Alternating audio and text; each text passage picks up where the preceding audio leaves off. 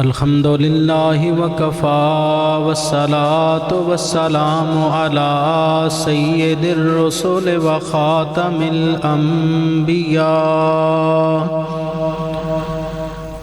وعلی آلہ واصحابہ الی یوم الجزاء وَأَوْلِيَاءِ أُمَّتِهِ الْأَصْفِيَاءِ وَعُلَمَاءِ مِلَّتِهِ الْأَتْقِيَاءِ وَالصَّلَاةُ وَالسَّلَامُ عَلَى سَيِّدِ الرُّسُلِ وَخَاتَمِ الْأَنْبِيَاءِ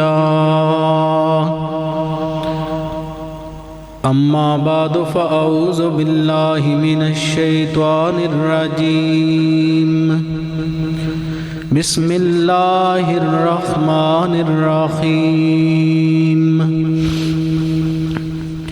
وَسَيُجَنَّبُهَا الْأَتْقَى الَّذِي يُؤْتِي مَالَهُ يَتَزَكَّى صدق اللہ مولانا العظیم وبلغنا رسوله النبی الأمی الأمین الخبیب الکریم ان اللہ وملائکتہ یصلون علی النبی یا ایہا الذین آمنوا صلوا علیہ وسلموا تسلیما درود پاک باواز بلند الصلاۃ والسلام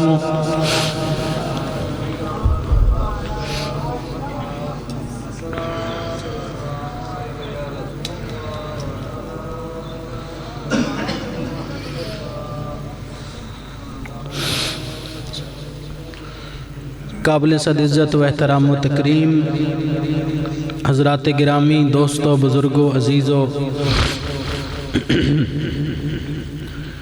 نبی کائنات فخر موجودات شافع یوم النشور احمد مجتبی حبیب کبریاء علیہ تحیت و ثناء حضرت محمد مصطفیٰ صلی اللہ علیہ وسلم کا فرمان علی شان ہے کہ جب اللہ تعالیٰ نے اس کائنات کی تخلیق فرمائی، کائنات کو پیدا کیا، تو اللہ تعالیٰ نے ساری کائنات میں سے مخلوق میں سے مجھے اپنے لیے چن لیا،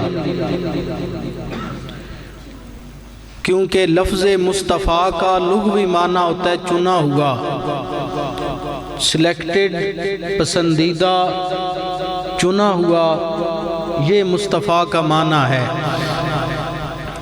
حضور نے فرمایا کہ اللہ نے مجھے چننے کے بعد میرے لیے اللہ تعالیٰ نے میرے دو وزیر چن لیے، ایک ابو بکر کو چن لیا اور دوسرا حضرت عمر کو چن لیا،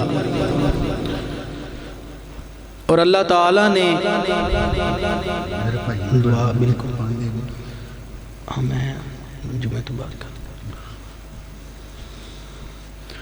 اللہ کریم نے میرے لیے میرے دو اصحاب کو چن لیا، ان میں سے پہلے خلیفہ حضرت ابو بکر صدیق اور دوسرے خلیفہ حضرت سیدنا فاروق اعظم۔ مسجد نبوی میں صحابہ کرام بیٹھے تھے، حضور نبی کریم صلی اللہ علیہ وسلم مسجد میں آئے، آپ صلی اللہ علیہ وسلم کے دائیں طرف حضرت ابو بکر تھے اور حضور کے بائیں طرف حضرت سیدنا حضرت عمر بن خطاب تھے۔ حضور نے فرمایا میرے صحابہ یہ منظر یاد رکھ لو، جو تمہاری آنکھیں دیکھ رہی ہیں اسے یاد کر لو۔ آقا کیوں؟ فرمایا اس لیے کہ جیسے مسجد میں آیا ہوں اسی طرح میدان قیامت میں آؤں گا، میرے دائیں صدیق ہوگا، میرے بائیں فاروق ہوگا، ہم اس طرح قیامت کے میدان میں آئیں گے۔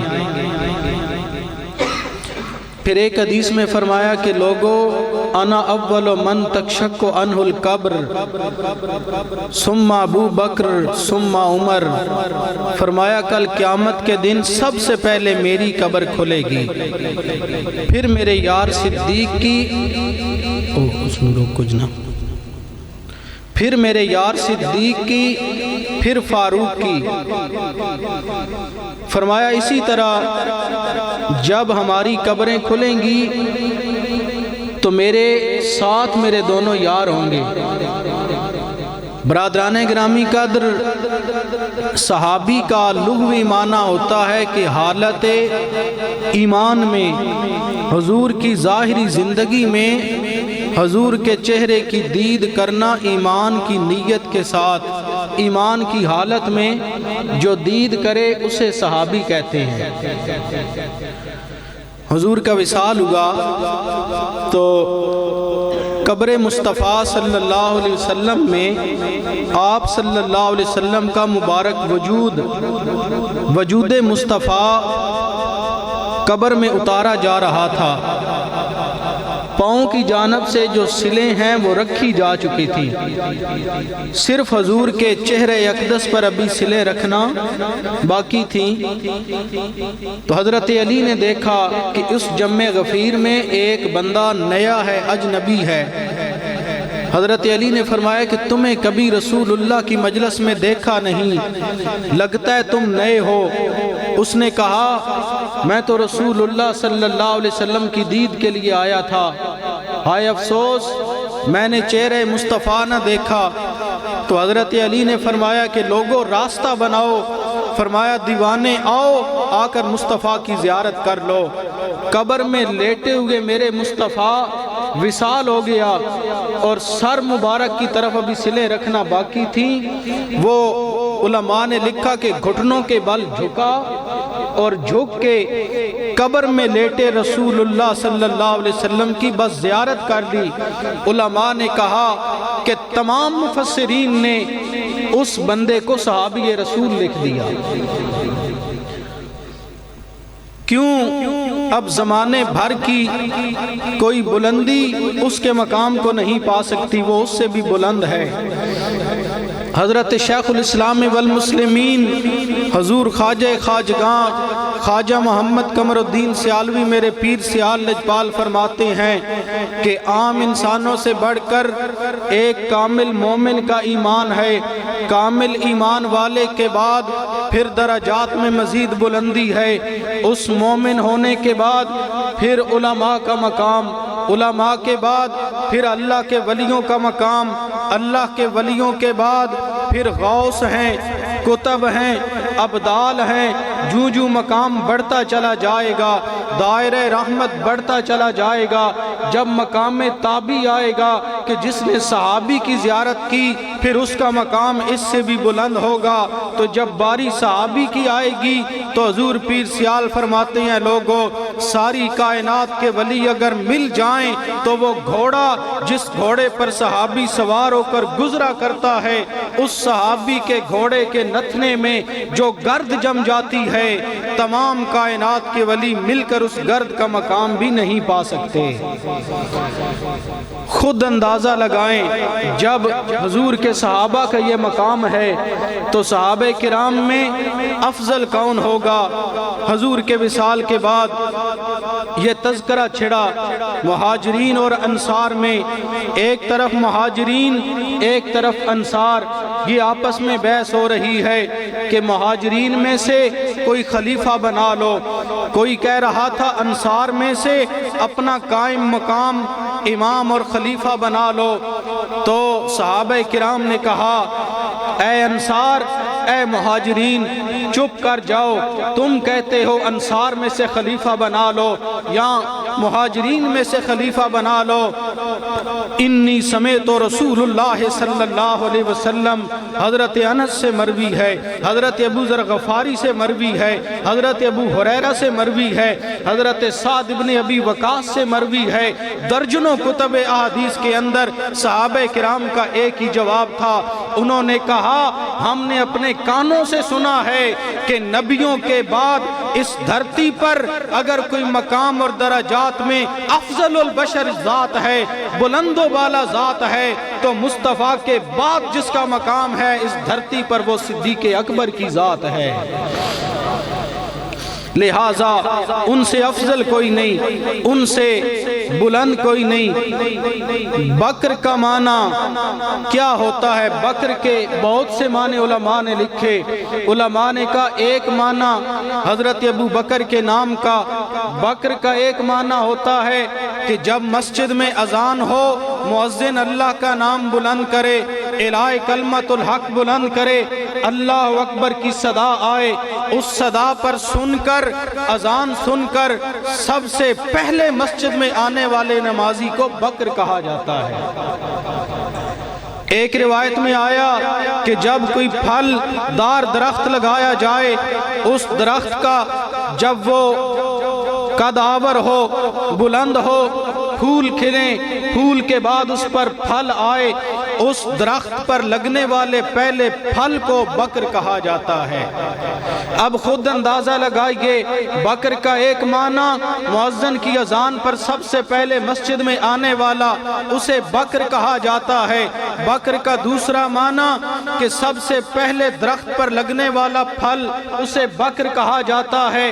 نبی جب دین کی آبیاری فرما رہے تھے، دین کے باغ کو سینچ رہے تھے، اسے پانی کی ضرورت تھی، کہیں کافروں کے حملے۔ آپ جانتے ہیں جب درخت لگایا جاتا ہے آندھیوں کا خطرہ ہوتا ہے، درخت کے گرد اینٹیں جوڑ دی جاتی ہیں، یہ پودا ہے، کومپل ہے، جب ہوا آئے گی ٹوٹ جائے گا۔ جب تک یہ اپنے پاؤں پر، اپنی لکڑی پر، تنے پر کھڑا نہیں ہوتا، اس وقت تک اس کی حفاظت کرو۔ یہ درخت ابھی چھوٹا ہے، تو جب دین کا درخت میرے نبی نے لگایا، اس دین کے درخت کو پانی کی ضرورت تھی، آندھیوں سے بچانے کی ضرورت تھی، اسی لیے میرے مصطفیٰ فرماتے ہیں رب نے ساری کائنات میں سے مجھ مصطفیٰ کو چن لیا، اور میرے لیے میرے رب کائنات نے میرے دو یاروں کو چن لیا ہے۔ فرمایا محبوب اپنا ایک وزیر ابو بکر کو بنا لے اور دوسرا وزیر عمر کو بنا لے۔ حضور کی سیرت سے بھی واضح، احادیث سے بھی واضح، اب پتہ چلا جب یہ شجر، یہ درخت میرے نبی کے ہاتھوں سے لگا، دین کا درخت، اس میں پھر صدیق اکبر جیسا پھل آیا، اور پہلے کلمہ پڑھنے والے مردوں میں جناب صدیق اکبر ہیں۔ اسی لیے بکر کا معنی ہے پھل، درخت کا پہلا پھل۔ اسلام کی بنیاد جب میرے مصطفیٰ نے رکھی تو سب سے پہلے پھل کا نام بکر ہے۔ نبی نے جب الہ کلمت الحق کے لیے کوہ صفا کی چوٹی پر چڑھ کر کہا تھا قولوا لا الہ الا اللہ تفلحوا، مکہ والو مجھ مصطفیٰ کے کہنے پر لا الہ الا اللہ پڑھ لو فلاح پا جاؤ گے۔ جب یہ اعلان ہوا تو نبی کے اس اعلان پر لبیک کہنے والی جو شخصیت ہے، نبی کے اسلام میں داخل ہو کر اسلام کو عزتیں بخشنے والی شخصیت ہے، اس شخصیت کا نام بکر ہے۔ جیسے پہلے نمازی کو بکر کہا جاتا ہے، اسلام کی پہلی صفوں میں جو نام ہے وہ صدیق اکبر کا نام ہے۔ بکر سایہ دار درخت کو کہتے ہیں۔ نبی اپنے وصال کے بعد جانتے تھے میری امت جھگڑا کرے گی۔ حضور نبی کریم صلی اللہ علیہ وسلم کی آمد سے یہ فرق آیا کہ جب نبی دنیا میں نہیں آئے تھے، میرے آقا صلی اللہ علیہ وسلم کی آمد سے پہلے آپس میں لوگ تفاوت کرتے ہیں، جھگڑا کرتے ہیں، لوگ آپس میں معاملات حیات میں لڑ رہے ہیں، کہیں کاہن، کہیں جادوگر، کہیں کہنے والے موجود ہیں یہ نعوذ باللہ محمد بن عبداللہ جادوگر ہیں، کاہن ہیں، ایسے ہیں ویسے ہیں، ہر بولی بولنے والے موجود ہیں۔ میرے نبی کی آمد کا صدقہ، میرے نبی کی مبعوثیت کا صدقہ یہ ہے، حضور کے میلاد کا ثمر یہ ملا، اوس و خزرج آپس میں بھائی بھائی بن گئے، مہاجرین و انصار آپس میں بھائی بھائی بن گئے۔ اب جب نبی کا وصال ہوا، میرے مصطفیٰ نے فرمایا دنیا والو، جیسے میری آمد سے اوس و خزرج آپس میں بھائی بھائی بن گئے، مہاجرین و انصار آپس میں بھائی بھائی بن گئے، جب اسلام کی شاخ کو نقصان پہنچنا شروع ہوگا میرے وصال کے بعد دین مصطفیٰ کو، اگر اس دھرتی پر کوئی زندہ کرنے والا انسان ہے تو صدیق اکبر کی ذات ہے۔ صرف صدیق اکبر افضل البشر بعد الانبیاء۔ رات کو ایک حدیث پاک علامہ صاحب بیان فرما رہے تھے کہ جناب ام المومنین اماں عائشہ صدیقہ حضور کی جھولی میں، حضور ان کی جھولی میں آرام فرما رہے تھے، تو اچانک آپ سوچیں کہ یہ سوال کیسے بنتا ہے، یہاں کوئی سوال کرے قاری صاحب فلاں فنکار کا نام بتائیں تو لوگ اس پر طنز کریں گے، مناسبت نہیں بنتی، یہاں تو نماز کے متعلقہ سوال ہوگا، یہاں تو قرآن و حدیث سے کوئی جواب دیا جائے گا، اسلام کی باتیں ہوں گی۔ اسی طرح ضرورت پیش آئے تو منبر رسول سے حق کی صدا اٹھتی ہے۔ گود اماں عائشہ صدیقہ کی، سر میرے مصطفیٰ کا، یہ سوال کیسے آیا اماں عائشہ صدیقہ کے ذہن میں کہ یا رسول اللہ یہ آسمان کے جو ستارے ہیں اس سے بڑھ کر بھی کسی کی نیکیاں ہیں۔ آپ سوچیں کوئی بندہ کسی کی گود میں سر رکھے ہوئے ہو تو بیٹھنے والا، گود بچھانے والا تو یوں بیٹھا ہوتا ہے، جو جھولی میں ہو اس کی آنکھیں آسمان کی طرف ہوتی ہیں۔ ام المومنین کا یہ سوال کرنا بلا تشبیہ و بلا تمثیل واضح کر گیا کہ اماں عائشہ صدیقہ کی نظریں، نگاہیں ہماری مومنوں کی ماں، آپ کی نگاہیں رسول اللہ کے چہرے پر تھیں اور رسول اللہ کی آنکھیں آسمان کی جانب تھیں۔ جب دیکھا رسول اللہ آسمان کو دیکھ رہے ہیں تو پھر سوال پیدا ہوا تو کر دیا کہ یہ یا رسول اللہ جو آپ دیکھ رہے ہیں ان ستاروں سے بڑھ کر بھی کسی کی نیکیاں ہیں؟ تو میرے مصطفیٰ نے فرمایا ہاں عائشہ، ان ستاروں سے بڑھ کر اس کائنات میں کسی کی نیکیاں ہیں تو وہ حضرت عمر بن خطاب کی ذات ہے۔ اب دل میں ملال، دل میں ایک اضطراب کہ میرے بابا، میرے ابا صدیق اکبر کا مقام کہاں گیا؟ تو پوچھا، سوال کر دیا کیا میرے بابا کا بھی کوئی مقام ہے؟ جب اپنے بابا صدیق اکبر کے متعلق پوچھا تو سنو میرے مصطفیٰ نے کیا اعلان فرمایا، یہ تیری میری نیکیاں نہیں ہیں، یہ حضرت عمر بن خطاب کی نیکیاں ہیں، جو آسمان کے ستاروں سے بلند، جو ایک ایک قدم رکھتے ہوئے بھی خیال کرتے ہیں شریعت مصطفیٰ کی خلاف ورزی نہ ہو۔ میرے نبی نے فرمایا عائشہ کیوں پریشان ہے اس بات پر؟ سن، عمر کی، کس کی؟ ایک عمر کا معنی ہوتا ہے زندگی اور ایک عمر حضرت عمر بن خطاب کی ذات ہے۔ فرمایا عمر کی ساری نیکیاں ایک طرف اور صدیق اکبر کی غار والی رات ایک طرف ہے۔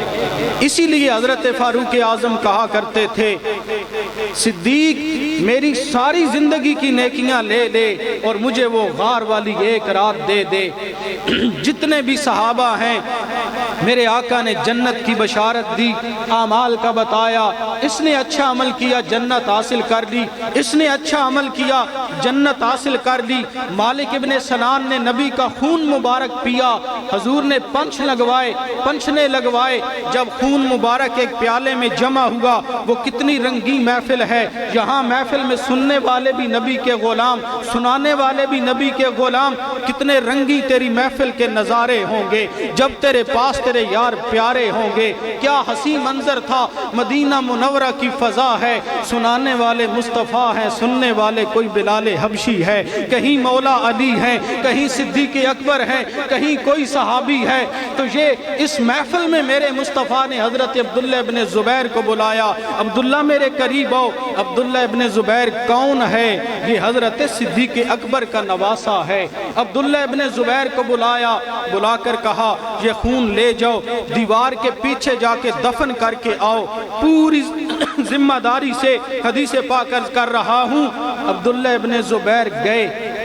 اب میں کسی بندے سے کہوں بھائی اٹھو مجھے لا کر پانی دے دو، تو یہ وہاں سے پانی لائیں، تو میں آ کر ان سے سوال نہیں کر سکتا کہ کہاں سے پانی لائے۔ ظاہری بات ہے وہاں نل موجود ہیں، پانی لے آئے۔ لیکن اب نبی کا سوال کرنے کا، صحابہ کا سوال کرنے کا انداز دیکھو۔ صحابہ کرام کو پوچھنا چاہیے تھا عبداللہ نبی کے خون کو کہاں پر دفن کیا، کتنی مٹی ڈالی ہے، یہ سوال ہی نہیں کیا۔ نبی کے خون کا پیالہ کہاں لے کر گئے، دفن کس جگہ پہ کیا، کتنی مٹی ڈالی، بلکہ آتے ہی ایک ہی سوال کیا، کیف وجدت طعم الدم، بتا عبداللہ نبی کے خون کا ذائقہ کیسے تھا۔ عبداللہ ابن زبیر جب دیوار کے باہر گئے، خون مٹی کھود کے دفن کرنا ہے، ایک طرف حکم مصطفیٰ ہے، ایک طرف عشق مصطفیٰ ہے۔ عبداللہ کا عشق بولا، وط وط نت نت ہاتھ لگدا نہ ہی، ایک کرما دا ویلا، رب جانے نال سبب دے قد ہوئے گا میلا۔ محبت غالب آ جاتی ہے، عشق غالب آ جاتا ہے۔ عبداللہ ابن زبیر خون کو دفن نہیں کرتے، فاسا دمہ، خون کو پی جاتے ہیں۔ صحابہ کے سوال پر وہ کہتے ہیں لوگو جب میں نے پیا شہد سے زیادہ میٹھا تھا، سونگا کستوری سے زیادہ خوشبودار تھا۔ پتہ چلا صحابہ کرام کا سوال کرنا، عبداللہ کا جواب دینا بتا گیا کہ نبی کے صحابہ بھی جانتے ہیں کہ جو عبداللہ ابن زبیر دیوار کے پیچھے کر رہے ہیں وہ نبی کے صحابہ کی آنکھوں کے سامنے موجود ہے۔ اب یہ عبداللہ ابن زبیر نبی حضرت صدیق اکبر کی اولاد ہیں، ان کا یہ مقام ہے، یہ کہاں سے ملا؟ اور سارے صحابہ کو صنعت جنت میرے مصطفیٰ نے دی۔ سنو حضور کا فرمان حضرت صدیق اکبر کے متعلق۔ میرے آقا صلی اللہ علیہ وسلم فرمانے لگے، اے لوگو ہر ایک کا اجر میں نے دے دیا، کسی نے کوئی عمل کیا میرے ساتھ احسان کیا، کلمہ پڑھ کے اسلام میں داخل ہوا، ہر ایک کا بدلہ میں نے چکا دیا، لیکن میرا رب کہتا ہے اے لوگو، اے میرے محبوب صدیق کا مقام یہ ہے، ہر انسان کا بدلہ دنیا میں چکا دیا گیا، صدیق کے احسانوں کا بدلہ میرا رب میدان معاشر میں خود عطا کرے گا۔ یہ حضرت صدیق اکبر کا مقام ہے۔ ابو بکر بن حضرت صدیق اکبر ان رفتوں کے مالک کہ غار کے اندر جب پہنچے، اب میرا مالک جس طرح قرآن کی حفاظت فرماتا ہے، فرمایا نا قرآن پاک کی آیت ہے اِنَّا نَحْنُ نَزَّلْنَا الذِّكْرَ وَإِنَّا لَهُ لَحَافِظُونَ، ہم قرآن کی بھی حفاظت کرتے ہیں۔ کسی نے کہا نعوذ باللہ وَدَّا رب محمد محمدا، تو رب نے قرآن بنا دیا۔ کسی نے نبی پر کوئی اعتراض کیا، رب نے قرآن بنا دیا۔ آدم صفی اللہ سے لے کر عیسیٰ روح اللہ تک جس نبی پر کوئی انگلی اٹھی رب نے جواب نہیں دیا۔ موسیٰ علیہ السلام نے کہا مالک دوں جواب، رب نے فرمایا موسیٰ عزت تیری، ناموس تیری، تو خود جواب دے۔ جب حضور کی بات آئی کافروں نے کہا وَدَّا رب محمد محمدا، محمد کے رب نے نعوذ باللہ محمد کو چھوڑ دیا۔ کسی نے کہا نعوذ باللہ ابتر ہو گئے۔ محبوب نے عرض کی مولا میری ناموس پر انگلی اٹھی ہے، میری عزت کے خلاف بات ہوئی ہے، دوں جواب؟ تو رب نے کہا محبوب تو چپ کر جا، یا اللہ موسیٰ خود جواب دیں، عیسیٰ خود جواب دیں، آدم خود جواب دیں، 1.25 لاکھ نبی خود جواب دیں، میری ناموس کی بات آئی تو فرماتا ہے چپ کر جا۔ فرمایا محبوب جب نبیوں کی ناموس کی بات ہو تو وہ اپنی زبان سے خود جواب دیں گے، محبوب تیری ناموس کی بات ہو تو جواب زبان مصطفیٰ سے نہیں آئے گا، جواب کلام خدا سے آتا جائے گا۔ اب قرآن بنایا، یہاں پر میں صرف مقام صدیق اکبر کو آپ کے سامنے رکھنا چاہتا ہوں۔ جیسے رب نے قرآن کی حفاظت کی، جیسے رب نے محمد مصطفیٰ کی ناموس کی حفاظت کی، اسی طرح غار ثور کے اندر صدیق اکبر بھی ہیں، مصطفیٰ بھی ہیں۔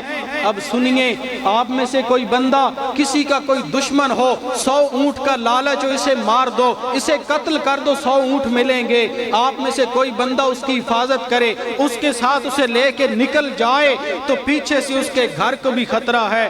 سمجھو مقام صدیق اکبر کو، صدیق ہجرت کر رہا ہے نبی کے ساتھ، کل پڑھ رہے تھے نا حافظ امان اللہ صاحب رات کو نعت کے اندر شعر وما رمیت اذ رمیت ولکن اللہ رما، سورہ انفال۔ حضور نے عرض کیا مولا نکلوں ہجرت کروں، محبوب نکل، یا اللہ 100 بندہ تیرے گھر کا محاصرہ میرے گھر کا کر کے کھڑا ہے، تلواریں ہاتھ میں ہیں۔ ایمان سے بتائیں ایک دشمن بھی بندوق اٹھا کے کھڑا ہو، 7 کوٹھڑیوں میں نیند نہیں آتی، وہاں صدیق اکبر اور میرے مصطفیٰ ہیں، میرے مصطفیٰ چارپائی پہ۔ عرض کیا مولا کیسے نکلوں، 100 بندہ تو تلواریں لے کر کھڑا ہے۔ تو میرے مصطفیٰ نے فرمایا محبوب باہر نکل، زمین سے روڑے اٹھا، اپنے ہاتھوں میں قابو کر، ان کی طرف پھینکنا تیرا کام ہے، انہیں اندھا کرنا مجھ رب ذوالجلال کا کام ہے۔ اب میرے مصطفیٰ نے باہر نکل کر کنکر اٹھائے، اٹھا کر مارے، ہاتھ نبی کے کنکر میرے ہاتھ نبی کے ہاتھ میں مارے میرے مصطفیٰ نے۔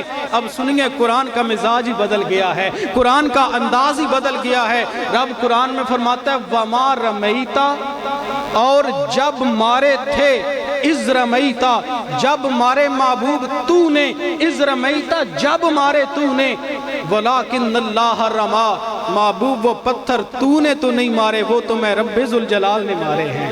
اب میرے مصطفیٰ نے عرض تو کیا ہوگا، رب نے فرمایا میں نے مارے ہیں۔ وہ 100 بندہ بیمان تھے نا، کہتے ہیں مٹی پڑی ہے منہ پر جھاڑ کے پھر اٹھ کے کھڑے ہو گئے، مصطفیٰ نکل گئے۔ پتہ چلا نبی جس بستر پر تھے، 100 بندے کا یہ گمان تھا کہ اونٹوں کا لالچ اس بستر والے کو قتل کرنا ہے۔ نبی بستر پر، علی نبی کے بستر پر سو گئے، اور اتنی میٹھی نیند سو گئے کہ نبی کی جان کی حفاظت کر رہے ہیں۔ پتہ چلا نبی کے صحابہ نبی پر جان قربان کرنے والے تھے، ایک طرف بستر پر سو کر اپنی جان کی بازی نبی کے نام پر علی لگا رہا ہے۔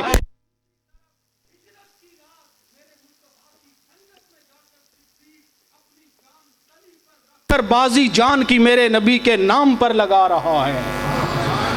پتہ چلا صحابہ کرام میرے مصطفیٰ کے وہ غلام تھے کہ حضور کے نام پر جانیں دینے والے تھے۔ شیعہ روایات کے اندر ایک کتاب میں نے پڑھا ہے، سن لیجئے، شاید کوئی مغالطہ پیدا کرے، کوئی غلط فہمی پیدا کرے۔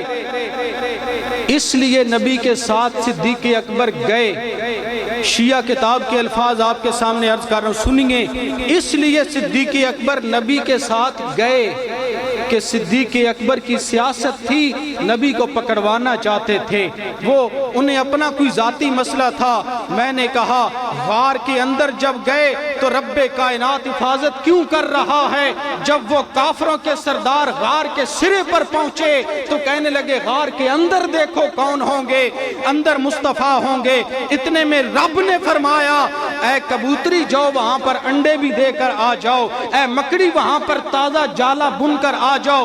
ان بیمانوں کو پتہ چلے کہ جیسے کلام خدا کی حفاظت رب خود کر رہا ہے، نبی کی ناموس کی حفاظت رب خود کر رہا ہے، اسی طرح نبی کے یار صدیق کی حفاظت بھی رب خود کر رہا ہے۔ فرمایا محبوب لا تحزن ان اللہ معنا، بتاؤ صدیق غم نہ کرو اللہ ہمارے ساتھ ہے۔ اب وہ کافر جب غار کے دہانے پر پہنچے کہنے لگے یہاں اگر آئے ہوتے، الفاظ کا تسلسل دیکھیے، یہاں آئے ہوتے تو مکڑی نے جالا کیوں بنایا ہوتا، کبوتری نے انڈے کیوں دیے ہوتے۔ پتہ چلا جیسے رب محبوب کی حفاظت کرتا ہے، قرآن کی حفاظت کرتا ہے، اور یہاں پر اہل تشیع کی 2000 کتنی بولیں کتنی 2000 معتبر کتابوں کا حوالہ یہ ہے، وہ کہتے ہیں کہ 7000 سے زیادہ 17000 سے زیادہ قرآن کی آیتیں تھیں، اور یہ نعوذ باللہ من ذالک کہ حضرت ابو ہریرہ کی بکری کھا گئی، 40 سپارے تھے۔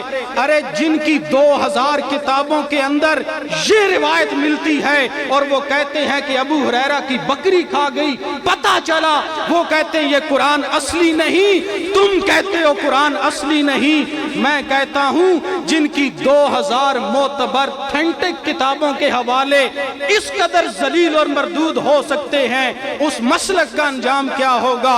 صدیق نبی کے جمال کا مظہر ہے، صدیق نبی کے کمالات کا مظہر ہے، صدیق نبی کی صداقت کا مظہر ہے۔ ہر نبی آدم صفی اللہ کہتے رہے میرے بعد شیس آئیں گے، جو نبی آئے اور پچھلے کی خبر بعد والے کی دے اسے کہتے ہیں بشارت، خوشخبری، اور جو نبی کہے مجھ سے پہلے آدم تھے وہ مصدق ہوتا ہے۔ ارے پہلے کی خبر دینے والا مصدق ٹھہرا، بعد والے کی خبر دینے والا مبشر ٹھہرا۔ ہر نبی مصدق بھی بنا، ہر نبی مبشر بھی بنا۔ اب جب باری آئی میرے مصطفیٰ کی، کہا خاتم النبیین، بھری کائنات میں تجھے خاتم النبیین کا تاج پہنا کر کہہ رہا ہوں، اب تیرا یار بھی ایک الگ ہوگا۔ تجھے میں نے مصدق نہیں دیا محبوب، میں نے تجھے صدیق اکبر عطا کر دیا ہے۔ بھری کائنات میں نہ کوئی مصطفیٰ کی مثل ہو سکتا ہے، نہ کوئی مصطفیٰ کے غلاموں کی مثل ہو سکتا ہے۔